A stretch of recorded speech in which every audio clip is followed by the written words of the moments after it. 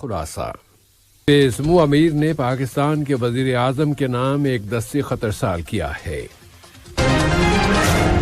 وزیر اعظم و وزیر داخلہ کی سرپرستی میں سیاحت و سفر کی قطر انٹرنیشنل نمائش 2021 دوحہ میں شروع ہو گئی ہے۔ قطر اور صحت کی عالمی تنظیم WHO کے درمیان تعاون کے فروغ کے لیے اسٹریٹجک ڈائیلاگ شروع ہو گئے ہیں۔ اور اقوام متحدہ میں قطر کی مستقل مندوب کو سلامتی کونسل میں اصلاحات کے لیے مذاکرات کی اہلکار مقرر کیا گیا ہے۔ یہ تھا اہم خبروں کا خلاصہ، اور اب پیش خدمت ہے ریڈیو قطر سے آج کا دوسرا مفصل نشریہ۔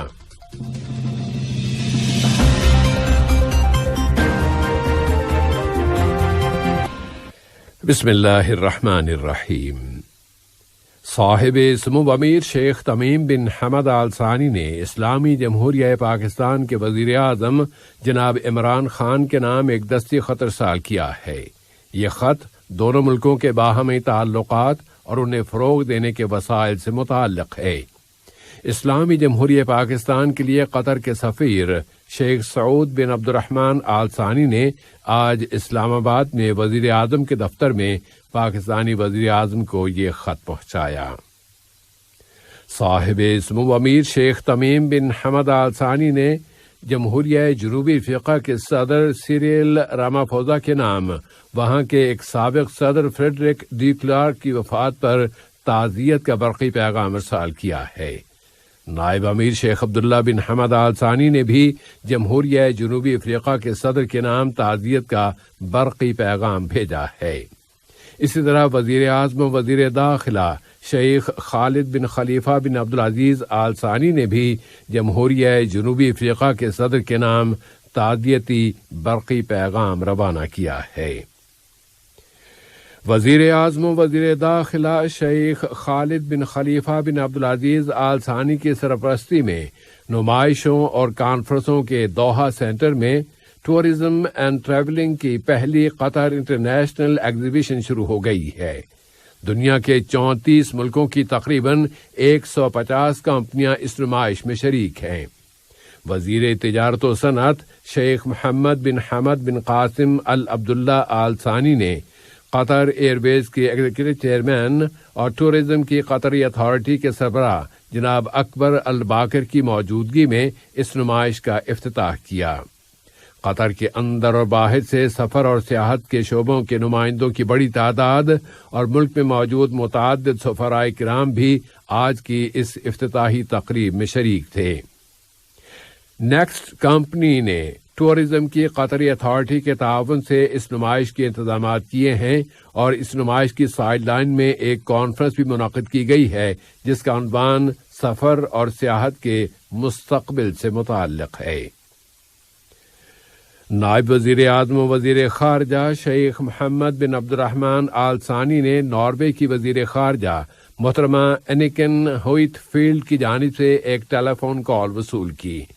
اس رابطے میں دونوں ملکوں کے درمیان تعلقات و تعاون کا جائزہ لیا گیا، افغانستان کی موجودہ سیکیورٹی کی صورتحال اور وہاں کے سیاسی اور انسانی حالات کے علاوہ متعدد علاقائی و بین الاقوامی مسائل پر گفتگو کی گئی۔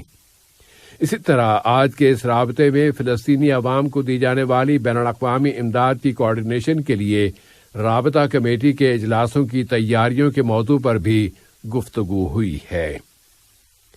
وزیر محنت ڈاکٹر علی بن سمیخ المری نے آج منشیات اور جرائم سے متعلق اقوام متحدہ کے دفتر کے علاقائی نمائندے ڈاکٹر حاتم فؤاد سے ملاقات کی، جس میں مشترکہ دلچسپی کے شعبوں میں تعاون کے مختلف پہلوؤں اور اس تعاون کو مزید فروغ دینے کے وسائل پر بات چیت کی گئی۔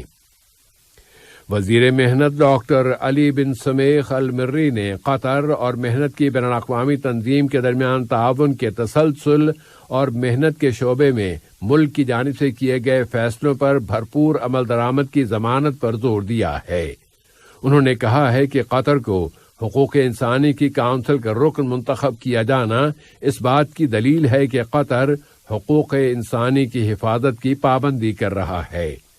وہ دنیا بھر کی لیبر یونینز اور تنظیموں کے اجلاس سے ویڈیو کمیونیکیشن کے ذریعے خطاب کر رہے تھے۔ انہوں نے کورونا وائرس کی وجہ سے دنیا کو درپیش چیلنجوں اور اس سلسلے میں قطر کی جانب سے لیبر کو فراہم کی گئی ضروری سرپرستی کی طرف بھی اشارہ کیا ہے۔ وزارت محنت یعنی لیبر منسٹری نے لیبر کے حقوق کی ضمانت کے لیے مسلسل کوششوں پر قطری موقف پر زور دیتے ہوئے ایمنسٹی انٹرنیشنل کی رپورٹ کا جواب دیا ہے۔ سن 2021 کے حقائق کی اصلاح کے عنوان سے جاری کی گئی اس رپورٹ میں بہت سے مغالطے پیش کیے گئے ہیں۔ یہ رپورٹ ایسے وقت میں جاری کی گئی ہے جبکہ 2022 کے ورلڈ کپ کو صرف 1 سال باقی رہ گیا ہے۔ قطر اور صحت کی عالمی تنظیم WHO نے اسٹریٹجک ڈائیلاگ منعقد کیے ہیں۔ ان کا مقصد قطر اور اس تنظیم کے درمیان قائم تعاون اور پارٹنرشپ اور اس کے مستقبل پر بحث کرنا ہے۔ یہ ڈائیلاگ WHO کے جنیوا میں واقع ہیڈ کوارٹر میں منعقد کیے گئے۔ وزیر صحت عامہ ڈاکٹر حنان محمد الکواری نے ان اسٹریٹجک ڈائیلاگ کے افتتاحی اجلاس میں قطری وفد کی قیادت کی، جبکہ WHO کے director general doctor Tedros Adhanom Ghebreyesus صحت کی عالمی تنظیم کے وفد کی قیادت کر رہے تھے۔ وزیر صحت نے اس موقع پر کہا کہ قطر صاحب سمو امیر کی دانشمندانہ قیادت میں ورلڈ ہیلتھ آرگنائزیشن کی مدد کرنے کی کوشش کر رہا ہے اور اس کے لیے وہ کووڈ-19 سے متعلق رضاکارانہ، لچکدار اور بنیادی طور پر حصہ لے رہا ہے۔ وہ ہنگامی حالات میں انسانی ضرورتیں پوری کر رہا ہے اور وہ سپورٹس اور ہیلتھ میں بھی شریک ہے۔ WHO کے ڈائریکٹر جنرل نے اس موقع پر کہا کہ قطر ایک بہت اہم پارٹنر ہے۔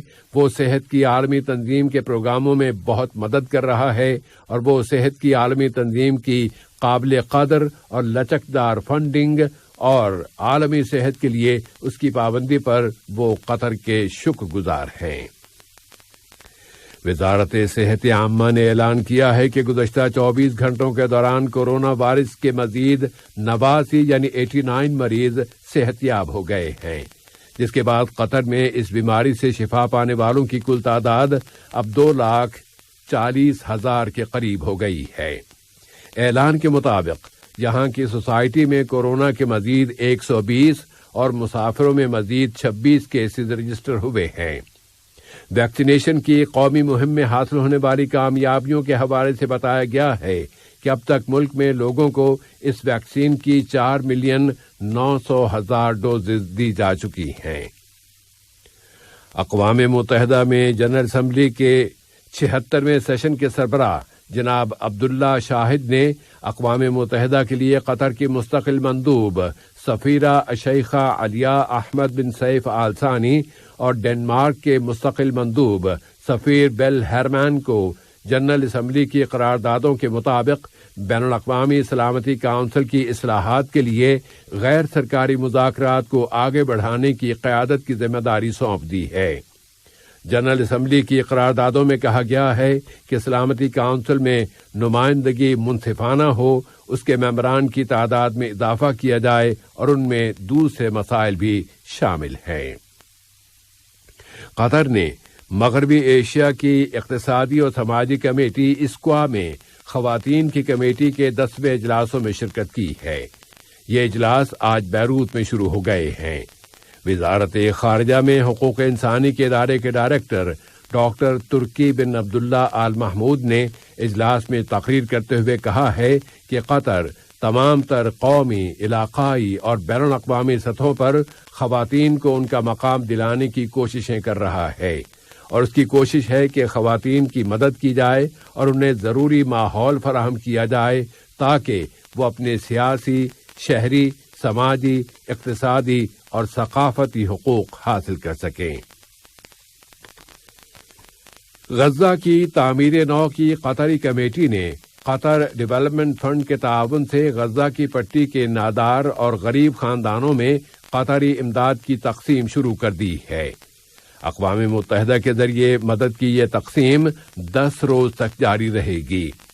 کمیٹی کے سربراہ سفیر محمد العمادی نے بتایا ہے کہ غزہ کی پٹی کی تقریباً 95,000 فیملیز میں سے ہر ایک فیملی کو $100 کی نقد امداد دی جا رہی ہے۔